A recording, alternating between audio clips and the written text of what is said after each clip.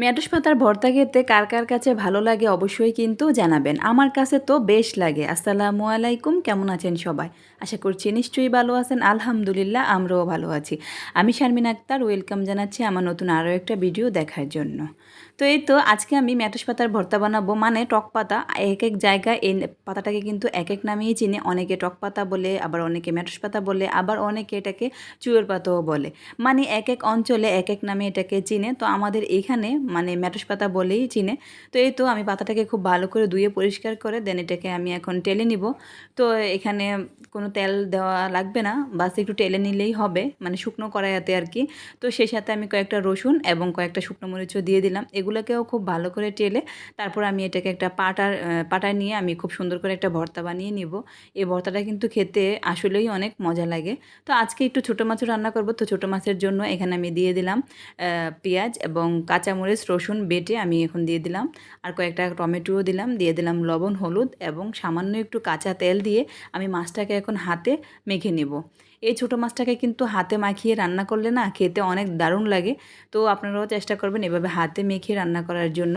তো রান্নার জন্য এখানে আমি দিয়ে দিলাম একটু তেল এবং দিয়ে দিলাম সামান্য একটু পেঁয়াজ কুচি দিয়ে খুব ভালো করে নাড়াচাড়া করে যখন একটু বাদামি কালার হয়ে আসবে তখন কিন্তু আমি মাছটাও দিয়ে দিছি।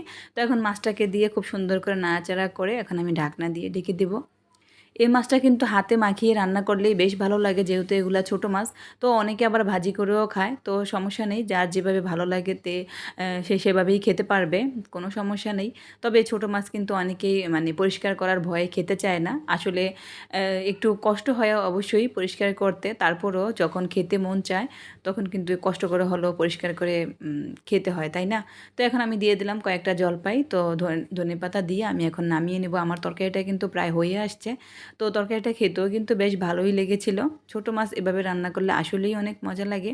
এগুলো আমাদের অঞ্চলে কাচকি মাছ বলে। তো আপনাদের কার অঞ্চলে কী নামে বলে অবশ্যই কিন্তু জানাবেন।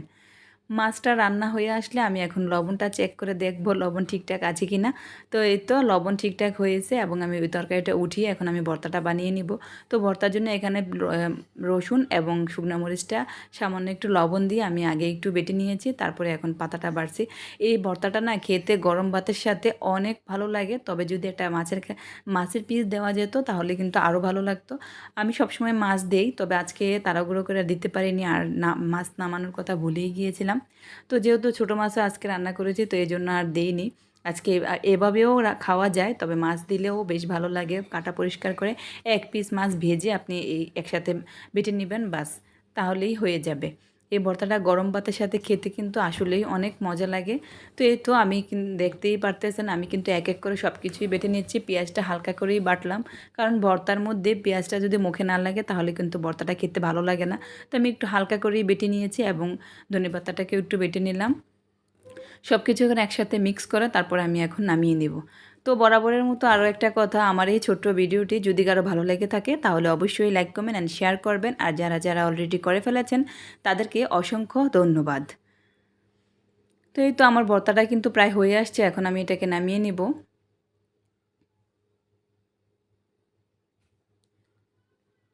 তো আপনারাও চাইলে কিন্তু খুব সহজেই এভাবে ভর্তা বানিয়ে খেয়ে ফেলতে পারেন, যাদের কাছে ভালো লাগে আর কি ভর্তা। আমার কাছে কিন্তু ভর্তা অনেক ভালো লাগে। তো এই তো আজকে কী কী রান্না করলাম তাও একটু দেখিয়ে দিচ্ছি। ঢ্যাঁড়স পাতার ভর্তা, শাকভাজি আর ছোটো মাছ। ভালো থাকবেন সবাই। আল্লাহ হাফেজ। আসসালামু আলাইকুম।